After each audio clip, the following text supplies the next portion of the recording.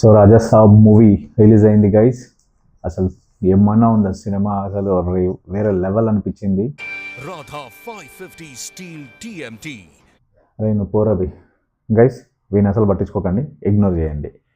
Okay, రాజా Saab movie థియేటర్లో release అయింది and Sankranti పండగ మొదలైపోయింది ఈ రోజు నుంచే. అండ్ థియేటర్లో మాత్రం అసలు ఈలలు గోలలు, అసలు ఫ్యాన్స్ హంగమా సూపర్ అనిపించింది, చాలా బాగా అనిపించింది నాకైతే. నేను వెళ్ళిన థియేటర్లో చాలా హంగమా చేశారు, బాగా అనిపించింది. అండ్ మూవీ ఎలా ఉంది ఏంటి అనేది మాట్లాడుకుందాం క్లియర్గా మన బాను టాక్స్లో. సో లేట్ చేసేదేం లేదు. So hi guys, this is Bhanu, welcome back to మన Bhanu talks. So Raja Saab movie release అయింది అండ్ థియేటర్లో మంచి హంగామాతో హడావిడితో స్టార్ట్ అయింది. అండ్ మూవీ ఎలా ఉంది ఏంటి అనేది అని అడిగితే, ఫస్ట్ ఆఫ్ ఆల్ నేను పాజిటివ్స్ మాట్లాడతాను. అండ్ దానికన్నా ముందు మీకు చెప్పాల్సిన పాయింట్, నేను ఏదైనా నా నాకు అనిపించిన ఒపీనియన్ నేను షేర్ చేస్తాను. అండ్ ఒకవేళ మీకు ఒపీనియన్గా నచ్చితే డెఫినెట్గా మనం చేయాల్సింది ఏంటి, లైక్ చేయాలి వీడియోని, అలానే మన ఛానల్ని సబ్స్క్రైబ్ కూడా చేయాలి. So coming to the movie, so Raja Saab movie, నేనైతే పాజిటివ్స్ ఫస్ట్ మాట్లాడతాను. పాజిటివ్స్ వచ్చేసి మూవీలో అయితే first one and only Prabhas గారు. ప్రభాస్ అసలు డార్లింగ్, సూపర్ పర్ఫార్మెన్స్ ఇచ్చారు. అండ్ అంటే పాస్ట్ మూవీస్ అన్నీ ఇప్పటివరకు చేసిన పాస్ట్ మూవీస్లో మ్యాక్సిమం మన ప్రభాస్ ఆ కట్అవుట్ని మనం యాక్షన్ సైడే చూసాము. సో కొంచెం కామెడీ టైమింగ్ మిస్ అయింది అనిపించింది. బట్ ఈ మూవీలో అది మంచి మీల్స్ ఇచ్చేసాడు మనకి. సో తన పర్ఫార్మెన్స్ అండ్ కామెడీ మాత్రం సూపర్గా ట్రై చేశారు, సూపర్గా బాగుంది, చాలా బాగా ఇచ్చారు పర్ఫార్మెన్స్. నాకైతే మస్తు అనిపించింది పర్ఫార్మెన్స్ అన్నది. అండ్ తనే మూవీకి పెద్ద ప్లస్ అయితే తనే. అండ్ తన కొన్ని ఎమోషనల్ సీన్స్ కూడా చాలా బాగా చేశారు, మస్తు అనిపించింది నాకైతే. చెప్పాలంటే మంచి మన తెలంగాణలో చెప్పాలంటే ఇచ్చి పడేసిండు పర్ఫార్మెన్స్ అయితే, దేత్తాడి పోషమ్మ గుడి. సో తర్వాత వచ్చేసి నేను మన మ్యూజిక్ గురించి మాట్లాడుకోవాలి. నిజంగా తమన్ గారు చాలా బాగా ఇచ్చారు మ్యూజిక్, చాలా బాగా అనిపించింది. కొన్ని చోట్ల అయితే మనకి అలా అలా అలా డల్ ఇలా కూర్చోబెట్టినప్పుడు మ్యూజిక్, మనకి బ్యాక్గ్రౌండ్ మ్యూజిక్ కొంచెం మనకి హైప్ ఇచ్చేస్తుంది, సూపర్ అనిపించింది నాకు. మ్యూజిక్ అయితే చాలా బాగుంది. అండ్ మూవీలో నాకు బాగా కనెక్ట్ అయిన పార్ట్ ఏంటి అంటే మొత్తం ఓవరాల్గా హైలైట్ వచ్చేసి మూవీలో వచ్చేసి లాస్ట్ క్లైమాక్స్ ఒక 25 to 30 minutes ఉంటుంది. ఆ 30 minutes మనల్ని అయితే నిజం లిటరలీ ఒక మన నెక్స్ట్ ఏంటి అనేది, ఒక అసలు ఎలా హ్యాండిల్ అవుతుంది అనేది ఒక కాన్సెప్ట్లో మనం కూర్చుండిపోతాము. అండ్ మనల్ని ఒక వేరే ట్రాన్స్కి అయితే తీసుకెళ్తారు, సూపర్ అనిపించింది నాకైతే. మేజర్ పార్ట్ ఆ క్లైమాక్స్ మూవీకి చాలా బాగా తీశారు, చాలా బాగా. అండ్ దాంట్లో ప్రభాస్ గారి పర్ఫార్మెన్స్ మాత్రం అసలు నెక్స్ట్ లెవెలే అనిపించింది, చాలా బాగుంది. ఓవరాల్గా అయితే నాకైతే పాజిటివ్స్ ఈ 3 పాయింట్స్ నేను చెప్తాను.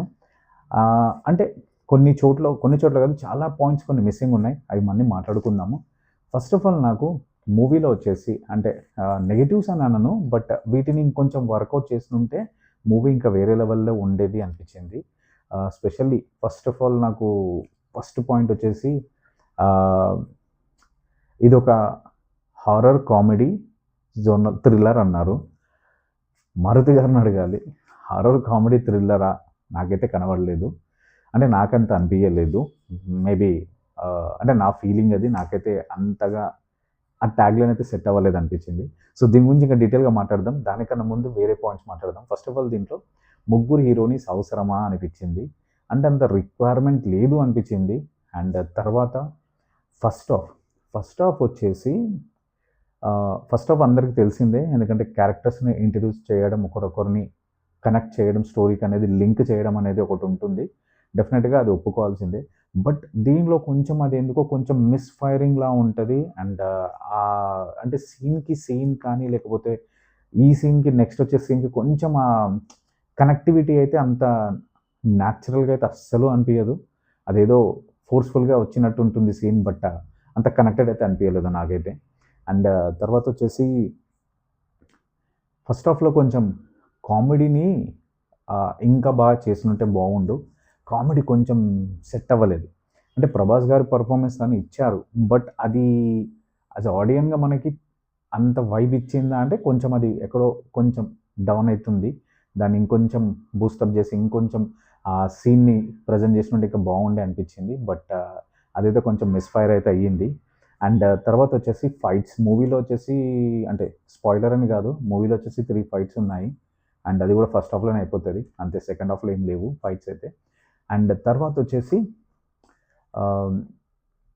ఒక క్యారెక్టర్ని ఇంట్రడ్యూస్, అంటే దీంట్లో కొంతమంది కామెడియన్స్ని ఉన్నారు, ఆల్మోస్ట్ చాలామంది కామెడియన్స్ ఉన్నారు.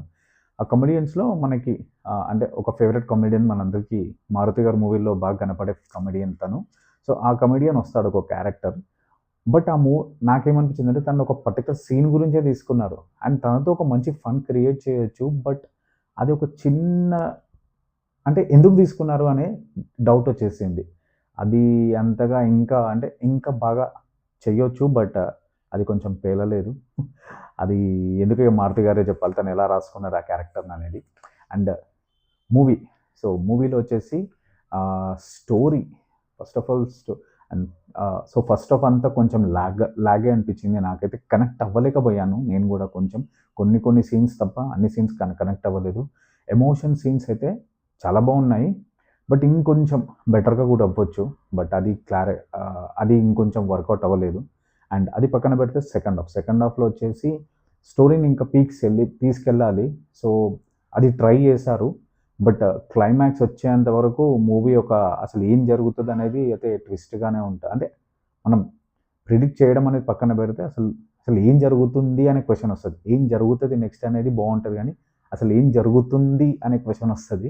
అది కొంచెం ఎందుకో నాకు ఇక్కడ మిస్సింగ్ అనిపించింది, అంటే ఆ ఫ్లో మిస్ అనిపించింది. అండ్ మెయిన్గా అడగాల్సింది నాకు అనిపించింది ఫస్ట్, అంటే మూవీ ఓవరాల్ చూసిన తర్వాత నాకేమనిపించిందంటే, అసలు ఇది హారర్ కామెడీ మూవీయా లేకపోతే హిప్నటిజం మూవీయా?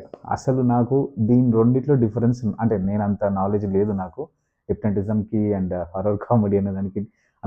అంటే వాటి మీనింగ్ తెలుసు, బట్ దాంట్లో అంత డెప్త్ అయితే నాకు తెలియదు. బట్ నా నాలెడ్జ్ పరంగా అయితే ఈ రెండుకు డిఫరెంట్ మీనింగ్ ఉంటుంది, డిఫరెంట్ జోన్ ఉంటుంది. బట్ ఈ రెండింటిని కలిపి వీళ్ళు పాయింట్ తీసుకొని దాన్ని చేద్దాం అనుకున్నారు. బట్ అది మిస్ఫైర్ అయింది. అంటే ఆ స్టోరీ ఏదైతే మంచి కాన్సెప్ట్ ఉంది, ఆ కాన్సెప్ట్ ఇంకా ప్రాపర్గా, అంటే మనకు కూడా అనిపించాలి కదా. సో అది కొంచెం ఆడియన్కి కనెక్ట్ అయ్యేలా అయితే ప్రజెంటేషన్ అవ్వలేదు. అండ్ మెయిన్గా హారర్ అన్నారు సార్, హారర్ మూవీ అనేసి ఆల్రెడీ ఫస్ట్ ట్రైలర్లో మనకి ప్రభాస్ గారు భయపడుతూ రూమ్లోకి వచ్చి దాచుకొని, అరే వెళ్ళి బయట చూడండి రా తాతగారు ఏమన్నా వైర్ కొరికేస్తారా అని చెప్పేసి ఒక భయంతో ఒకటి ఉంటుంది. చెప్పాలంటే ఓవరాల్గా అలాంటి ఒక 2-3 సీన్స్ మూవీలో నాకు అంటే ఒక డిఫరెంట్ అనిపించిన పాయింట్ వచ్చేసి, వీళ్ళందరూ వచ్చేసి ఒక హాంటెడ్ ఇంట్లో ఇరుక్కుంటారు. సో జనరల్ గా మనకి హాంటెడ్ ఇంట్లో ఇరుక్కున్నప్పుడు ఎలా ఉంటుంది సిచ్యువేషన్స్ అంటే భయంతోనే ఉంటాం ఆ ఇంట్లో జనరల్ గా. కానీ ఇక్కడ మూవీలో మాత్రం వీళ్ళు హాంటెడ్ ఇంట్లో ఉన్నట్టు అస్సలు ఉండదు. అదేదో బయటకు వచ్చినప్పుడు వెళ్ళిపోవడానికి అడ్డుపడుతున్నాడు అన్నట్టే ఉంటది. కానీ బట్ వీళ్ళు హాంటెడ్ లోపల మాత్రం వాళ్ళు ఇష్టం ఉన్నట్టు ఉంటారు. చెప్పాలంటే హీరోయిన్స్ అయితే ఇక్కడ క్రీమ్స్ పెట్టేసుకుంటూ ఉంటారు, జెల్స్ పెట్టుకుంటూ ఉంటారు, హ్యాపీగా పడుకుంటూ ఉంటారు. అసలు అంటే ఒక భయం అనేది, అంటే హారర్ అంటే హాంటెడ్ ఇళ్ళల్లో ఎలా ఉంటుంది, ఒక భయంగా ఉండవు. బట్ ఆ ఫీల్ అయితే లేదు మూవీలో. చెప్పాలంటే వీళ్ళు ఒక టూర్కి వచ్చినట్టే ఉంటది, ఏదో పిక్నిక్ వచ్చి అందరు కలుసుకున్నట్టు ఆ బిహేవియర్ ఉంటుంది. కానీ ఎక్కడ భయం అనేది లేదు. అందుకే నేను క్వశ్చన్ వచ్చింది, ఇది హారర్ కామెడీ మూవీ ఏనా అని.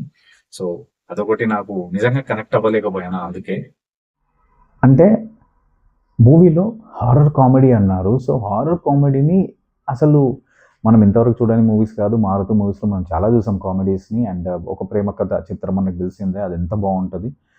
ఆ రేంజ్లో కూడా మూవీ అయితే నాకు ఇక్కడైతే కామెడీ అయితే పండలేదు. అండ్ హారర్ అంటే భయపడాలి. ఓవరాల్గా మూవీలో భయపడే సీన్స్ పెద్దగా అయితే ఏమీ లేవు.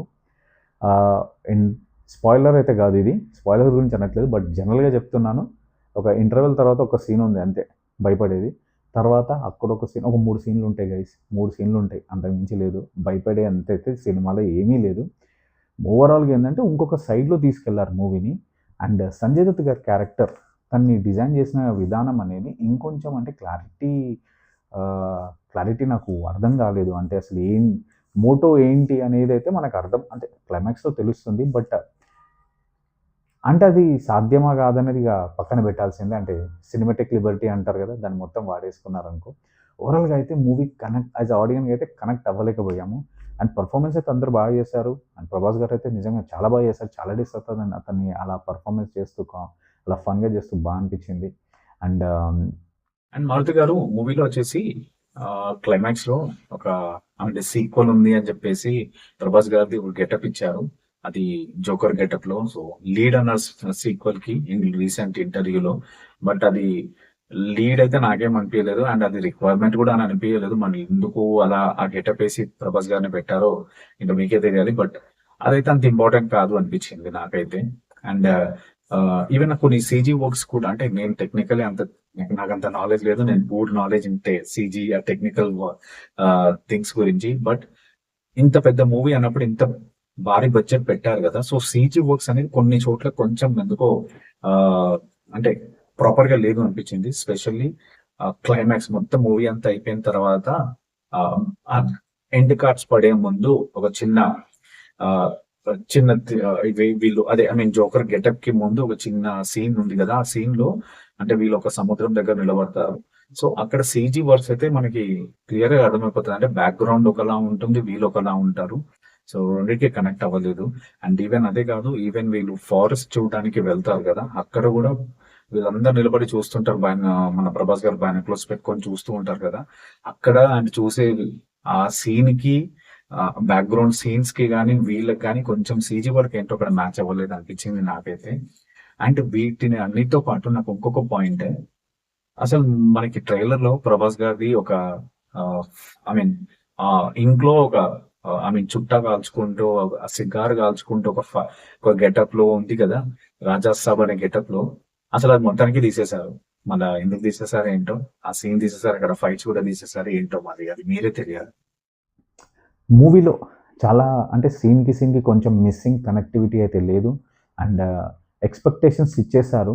బట్ మూవీని ఇంకో ట్రాక్‌లో తీసుకెళ్లారు. అది కొంచెం సెట్ అవ్వలేదు. అంటే మెయిన్‌గా నా క్వెషన్ అయితే ఇదే. ఇది హారరా? హిప్నాటిజమా? అనే క్వెషన్ అయితే నాకే కాదు చాలా మందికి రైజ్ అయింది. నా పక్కన కూర్చున్న వాళ్ళు కూడా అదే క్వెషన్ అడుగుతున్నారు. సో హారర్ కామెడీ అన్నప్పుడు హారర్ కామెడీ జోన్‌లో తీసుకెళ్తే బాగుండేది అనేది అంటే నేను అనుకునేది. మేబీ నేను తప్పు అయ్యుండొచ్చు. బట్ యాజ్ ఎ ఆడియన్‌గా నాకు హారర్ కామెడీ అంటే నేను హారర్ కామెడీని ఎక్స్‌పెక్ట్ చేసి అలానే వెళ్తాను కాబట్టి. సో ఆ పాయింట్ అనేది తీసుకెళ్ళలేదు, కనెక్ట్ చేయలేదు అనిపించింది. మెయిన్‌గా పెద్ ఏదైతే మనం పబ్లిసిటీ ఇచ్చామో ఆ పబ్లిసిటీ ఆ కాన్సెప్ట్ అనేది చాలా తక్కువ ఉంటే డెఫినెట్‌గా కొంచెం యాజ్ ఎ ఆడియన్ అనేది కొంచెం డౌన్ అవుతాడు. సో నాకు ఆ ఫీల్ వచ్చింది అంతే. సో ఓవరాల్‌గా అయితే మూవీ అయితే బిలో యావరేజ్. అండ్ అంతకు మించి ఇంకేం చెప్పలేము. అండ్ మూవీకి టికెట్స్ రేట్స్ హై ఉన్నాయి. సో తగ్గుతున్నాయి అనిపిస్తుంది. సో చూడాలి మళ్ళీ. అండ్ సంక్రాంతికి ఇంకా 2, 3 మూవీస్ కూడా వస్తున్నాయి. సో చూద్దాం ఎలా ఉంటది, ఎలా పెర్ఫార్మ్ చేస్తదని. బట్ మనం ఏదైతే పబ్లిసిటీ ఏదైతే చేశారో మూవీకి ఆ రేంజ్‌లో అయితే మూవీ అయితే లేదు. ఓకేగా ఉంది. అండ్ మూవీ చూడాలనుకుంటే ప్రభాస్ గురించి మాత్రం పక్కా వెళ్ళొచ్చు. తన గురించి అయితే తన కటౌట్‌ని చూడడానికి మూవీకి వెళ్ళి చూడొచ్చు. అంతే. నాకైతే అదే అనిపించింది గైస్. సో అంతకుమించి మూవీ గురించి అయితే నాకు అవే పాయింట్స్ ఉన్నాయి. సో అది గైస్ మన 'రాజా సాబ్' మూవీ. సో ఇంకా నెక్స్ట్ మూవీస్ వస్తున్నాయి. వాటి గురించి ఇంకా క్లియర్‌గా మాట్లాడుకుందాం మూవీ చూసి వచ్చిన తర్వాత. సో ఇప్పటివరకు నా వీడియోని చూసారు. ఒకవేళ నచ్చితే ఏం చేయాలి? లైక్ చేయాలి. మర్చిపోకుండా లైక్ చేయండి. అలానే ఛానల్‌ని సబ్స్క్రైబ్ కూడా కొట్టేసేయండి గైస్. సో అది guys 'Raja Saab' movie. And మళ్ళీ ఇంకో వీడియోతో మళ్ళీ వద్దాం. Till that time this is Bhanu signing off. By.